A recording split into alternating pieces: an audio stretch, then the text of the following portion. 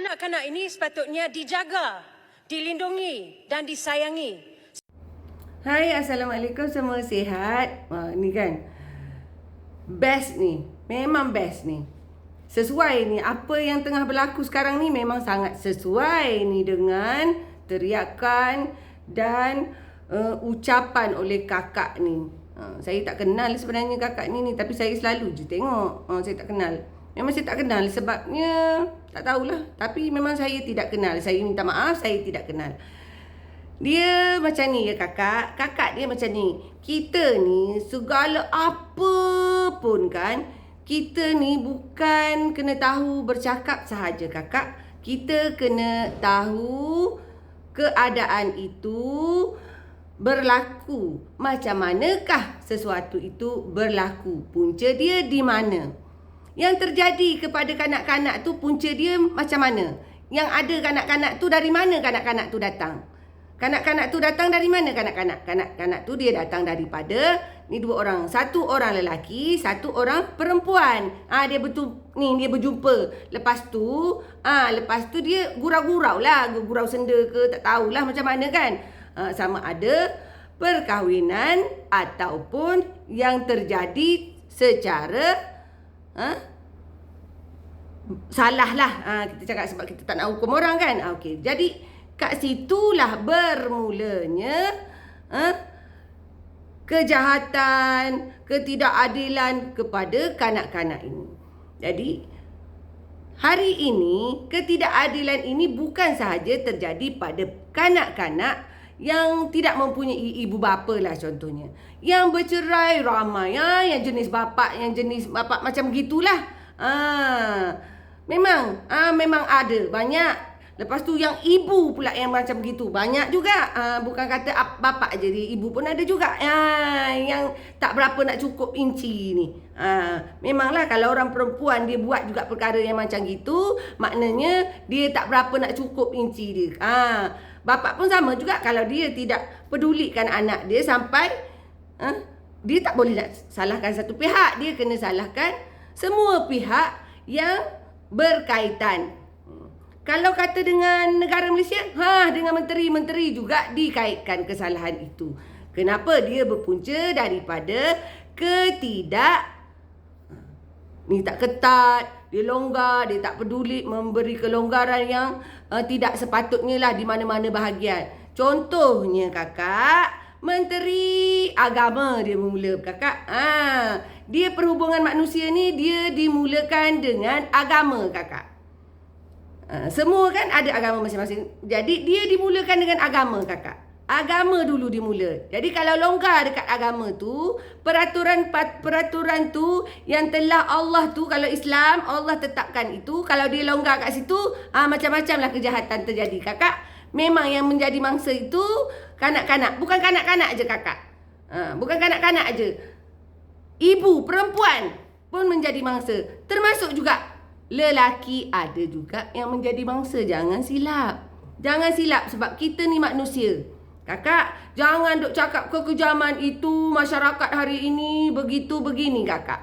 Dia kena kat mana kena cari dulu punca dia kat mana kakak. Jangan kakak masuk kakak kangkung kakak. Jadi sampai yang daripada kakak cakap sampai yang hari ini, berapa banyak dah kakak selesaikan ni? Kakak tahu tak? Dia ni budak-budak ni nak pastikan budak-budak ni, kanak-kanak ni terjaga.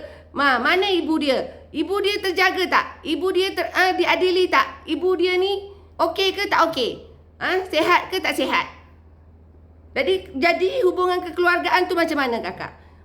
Ini bukan asal manusia je. Kalau manusia itu tidak boleh mengatur, kan ada kementerian.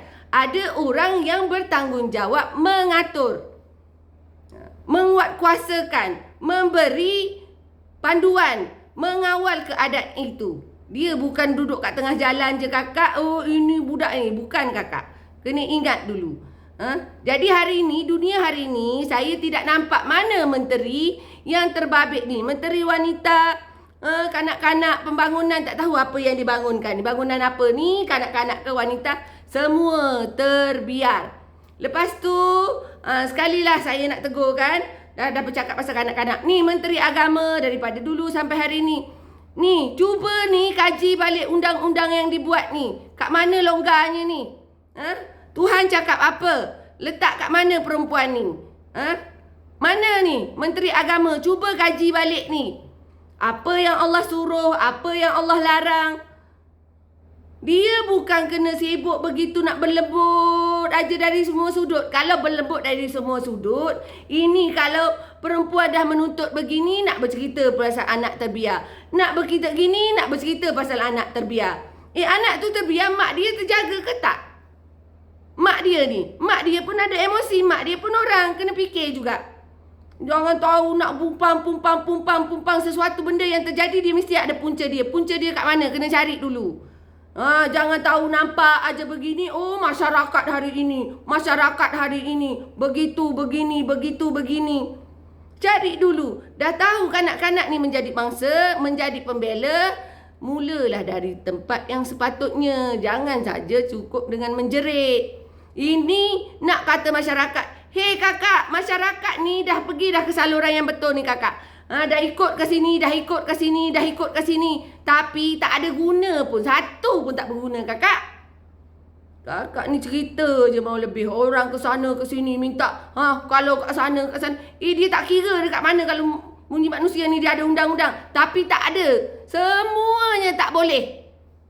Kakak kena faham sikit. Yang menjadi masa yang kecil ni kan orang orang ni nak membela nasib ni. Nak membela. Dah ada ni. Surat perintah mahkamah dah ada.